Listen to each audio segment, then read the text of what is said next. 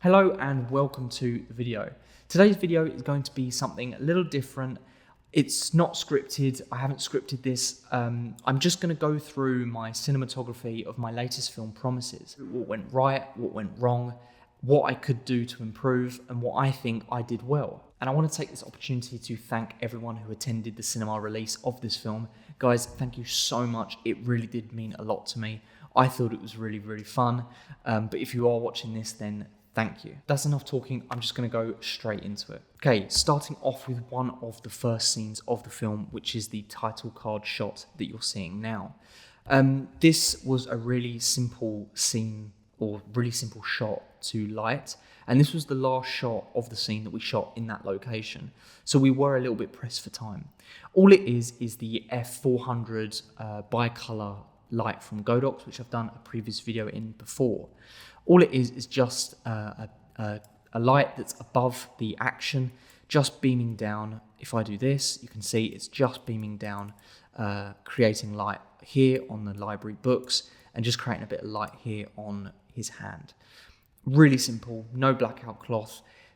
Because we're in a library, you have to think of how a library is lit. So I literally just did this top-down light here, really, really simple.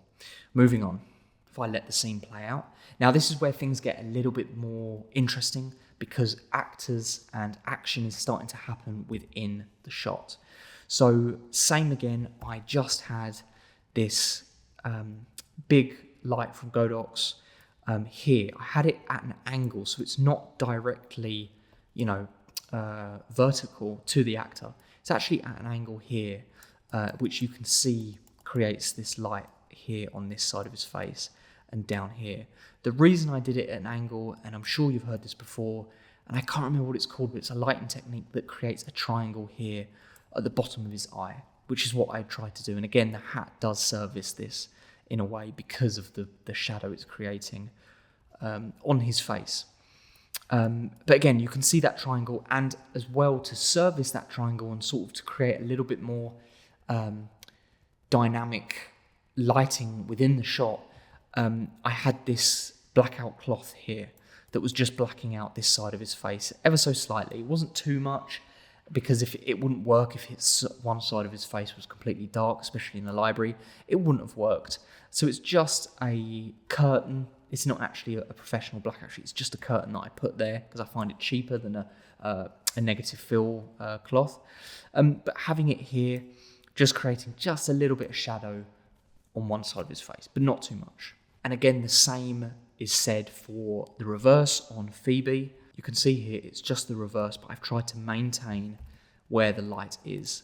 So I did shift the light ever so slightly, but it's at an angle here, just beaming down on her face on this side here. Nice little light as well on the shoulder here. And I did have a negative fill on this side, which you can see, I think, a little bit more promptly in this.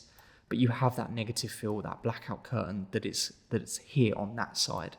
You can't really see it that much because you can still see that white light here that's sort of bleeding through. And I think it's because I had it more this way than I did upwards, if that makes sense, so that you can see the light is beaming towards there, which, again, I don't think that's a big deal. Now, I'm a big fan of films that blow out the outside.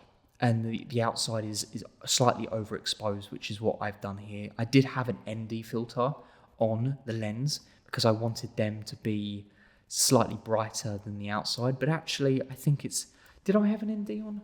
I actually can't remember if I did have an ND on. I do apologise. But I can't remember if I had an ND on.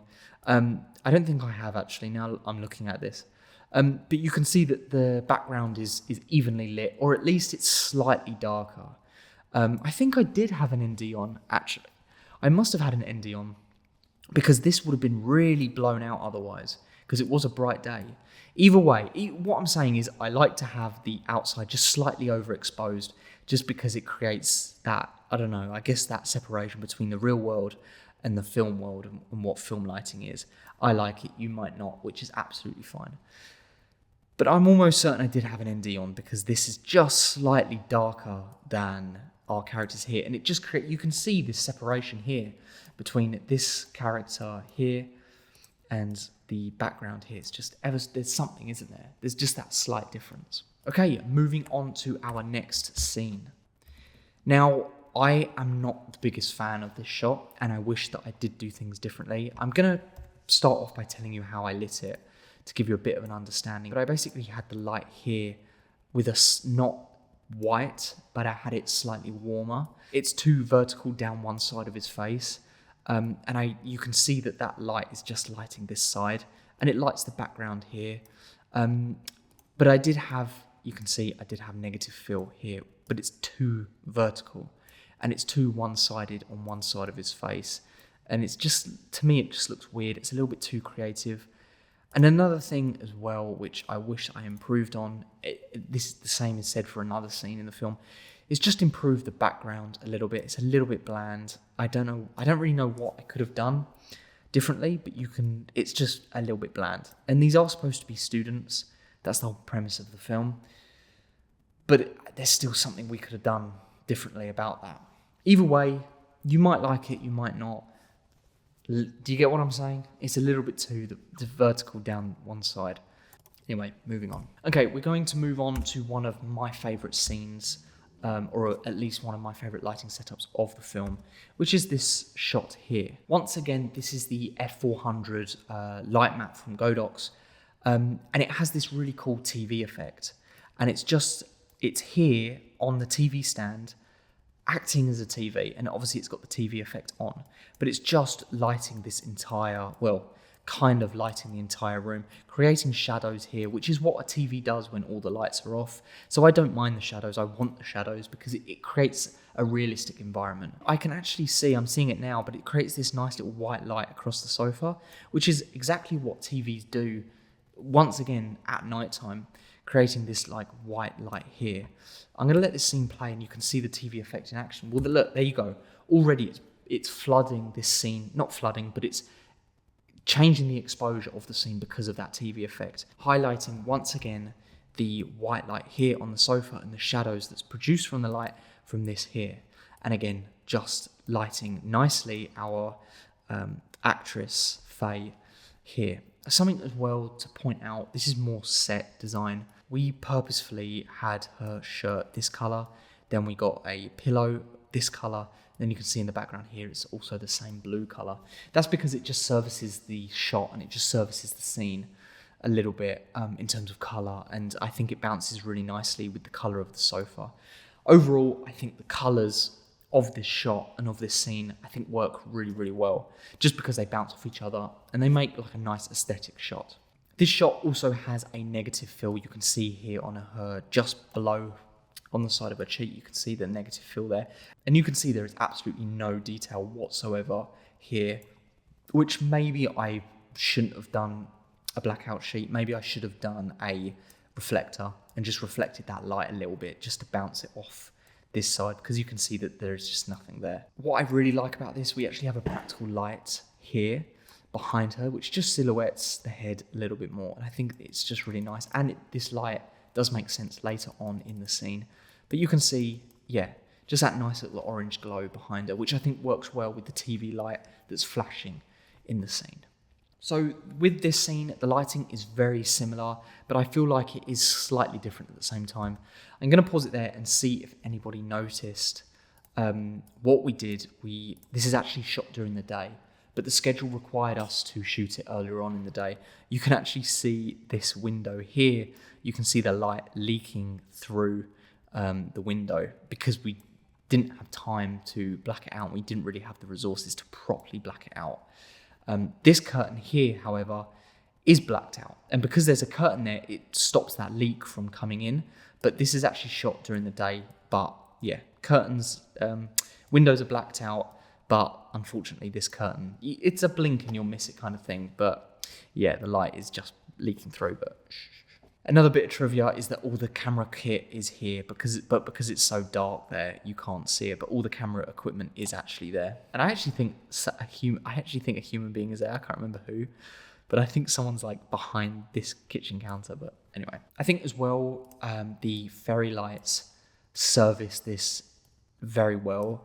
I'll wait until we cut to the 80mm, but with the anamorphic, it really does produce like a nice spherical bokeh that comes with anamorphic. So it was quite important to me to have fairy lights involved in the shot, and I was quite lucky that they were already there. But it's something that I've learned is that always have fairy lights on hand, because you never know when you might need them. And I think they just add, and I think it showcases a lot more once we cut to the 80mm. But yeah, I think they add that little bit of light. And once again, we have the TV light. If I switch to the white, just so I can show it as an example, we have this white light that's just lighting this room. And if I play, you can see the flickering of the TV effect that's in place.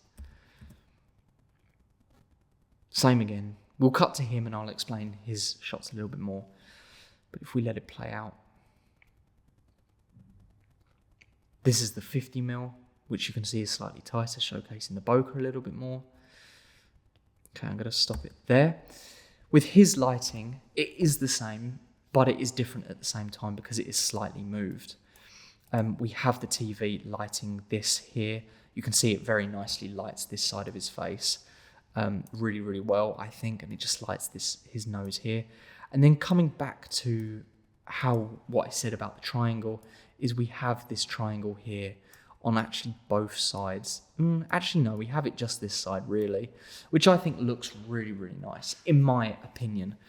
And we wanted that natural, I wanted that natural look for the film. I didn't want something that's too creative and too cinematic. I wanted that neutral, realistic look.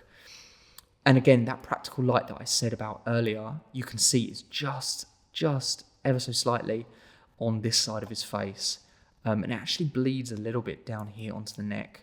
And on the forehead here. So having that warm light to showcase the warmth of this apartment was really important. And again, just having that separation, that nice separation between the TV and that warm, low light on this character's face. And again, if I play it, the TV, flickering, sound design, it makes the scene all come together quite nicely. Now, I have some problems with this shot, problems that I have with it, which is it is underexposed, and I know that the previous shot is also slightly underexposed, but that's the limitations of having a small crew and limitations of not having a lot of time.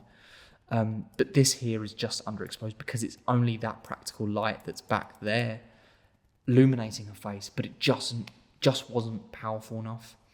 And because of that, it's just got no light or detail in her face, which is it's really important to have detail on the face, and it's just creating these shadows in the eyes, which I don't like. That being said, the TV light is having a really nice, sort of almost like a hair light that's you can see that's just coming in there, again with that flicker and flickering the background as well.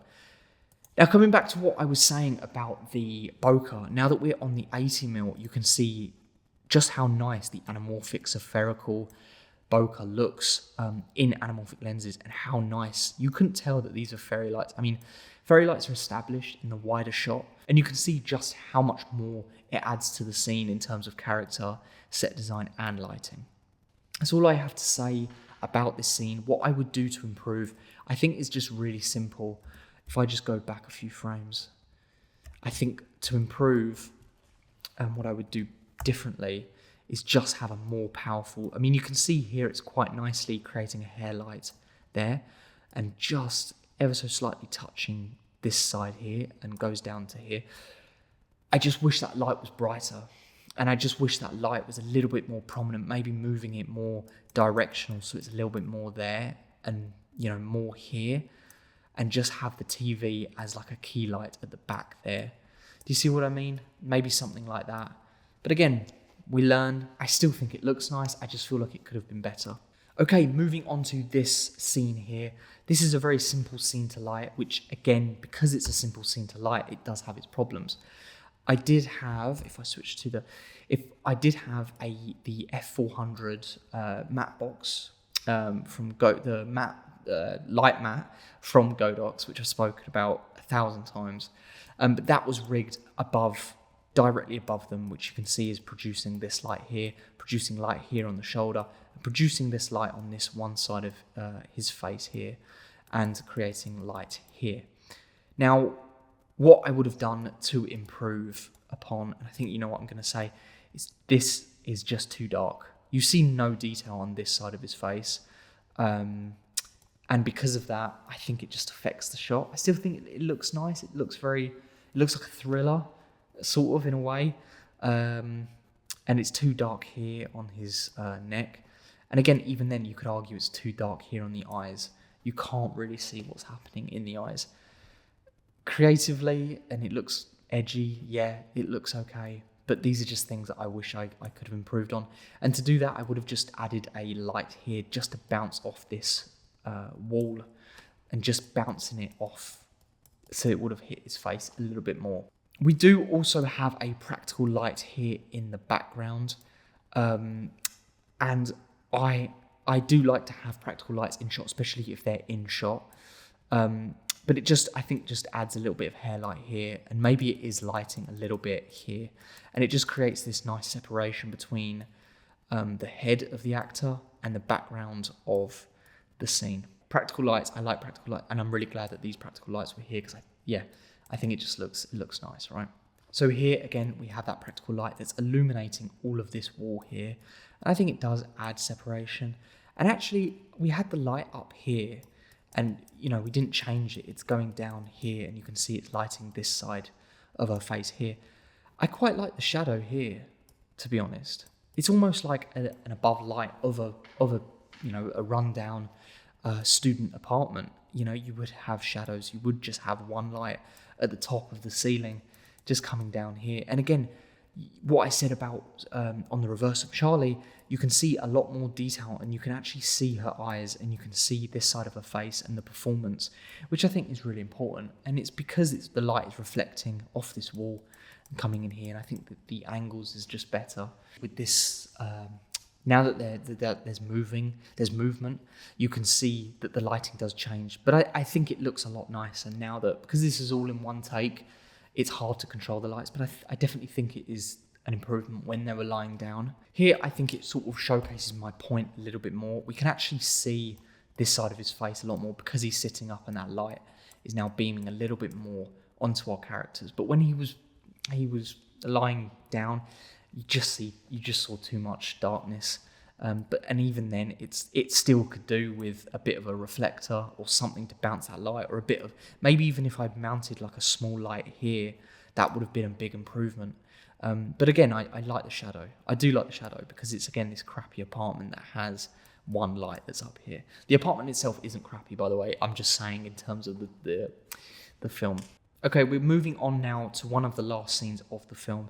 The lighting here is very indie. It's very indie cinema. Because it is very small. And I didn't have the lights at the time, the C100 and the CF100, but I wish I did. But I'm just using this really small, cheap light from Amazon. If you see this shot here, which is on the 50mm, it is just one light that we mounted onto the car, the top of the car here. And it just creates this one light here. That's it. That's all it's doing, is one light here, illuminating this side of his face. Nothing's here, no blackout sheet. It's just the darkness of, the natural darkness here. I don't think it needs, for this occasion, I don't think it needs a bounce. I quite like the fact that we are just in a car, and you can see that, and it creates this light all around here and here. But more importantly, performance here is needed. You need to capture that performance. You need it to be lit. And again, the bokeh here of the anamorphic lenses, I think, looks quite nice. This is the only time that I use a 50mm in this scene. The rest is just like 80mm shots. And you can see here, I think it just looks really nice once you let the performance play out. This shot here, now this is something I would have done differently, and this is something I've learned, is the light was all the way here towards Charlie's character. I didn't move it closer here for the reversals. I kept it in the same place, thinking, it would just look the same. And because of that, you can see she's underexposed. She is underexposed. I just wish when I tried to boost it brighter, you can actually see the light in, there. That's not the light itself, but that bit there, I think, is the rope holding the light. I'm not sure. But when you try and bring it up in the edit, you're losing the detail. It's just really noisy. It's a learning curve, something that I've learned, and it's something that I'll do better in the future. you can see again that light just illuminating this side of his face. And I think this shot looks really nice. And it's really simple, just one light that's mounted at the top of the camera. But again, I think it fits the scene, it fits the film, it fits the theme of the film, because I didn't want this bombastic, creative lighting. I wanted quite neutral, realistic, grounded lighting. Now, this is the last shot of the film. I don't want to spoil too much, so I've made sure to mute it. But essentially, in terms of lighting, there's not much going on, but I want to talk more about lens variety, and use this as an opportunity to talk about lens variety. But first of all, let's talk about the lighting and how simple it really is. Now, for lighting this, we simply had this backlight here that's just lighting a little bit here, not really doing much, but it just adds a little bit of detail. And we had a light that's on the floor here. You could actually see it reflecting on his tooth. But we had the white light here, and we had it just bouncing up here just to illuminate his face. And then the window that's actually in the set, the window that was open, is just creating this light that's beaming down here. Now, I want to take this opportunity to talk about cinematography, not just in terms of lighting, but lens variety, and how important lens variety is and how you use the camera. So at this point in the film, our character has made a big mistake and is stressed, anxious. He's desperate to talk to someone on the phone, which is why I went for this handheld. I believe I'm on a 50mm lens, slightly wider, but he's very erratic, and because of that, the camera and the lens needs to reflect that, which is why I'm handheld, I'm close, I'm in his face, and it matches the energy of our character. Now you cut back to, it's now in the future. If we skip through all of this, now it's in the future. He's learned from his mistakes, and now the camera is locked off. The camera is still, it's steady, it's calm, just like our character. And I'm also on an 80mm, so it's very personal and it's very in his face. And that's intentional because you're almost interrupting this guy's personal space, and it's a little bit intense for the audience, but that's the point, and that's something that I wanted to do, and that's something that I wanted to achieve with this film. Okay, that is... No.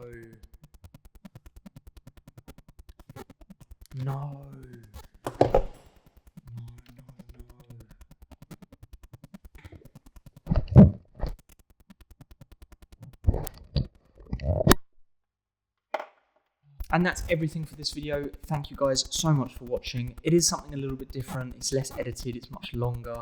But if you are watching till the end, I just want to say thank you. Hopefully you've learned something. I think it's important to look back, and it's good for me to look back on the cinematography, see what I could do better, and see what I did do well as well. If you do have any questions, any comments, feel free to leave them in the comment section below, and I'll try my absolute best to answer them the best that I can. And I want to take this opportunity once again to thank everyone who attended the cinema release of this film. Guys, it meant so much to me that we were all there, and that's what I love about film, is that it brings all of us together, and it was just a good experience.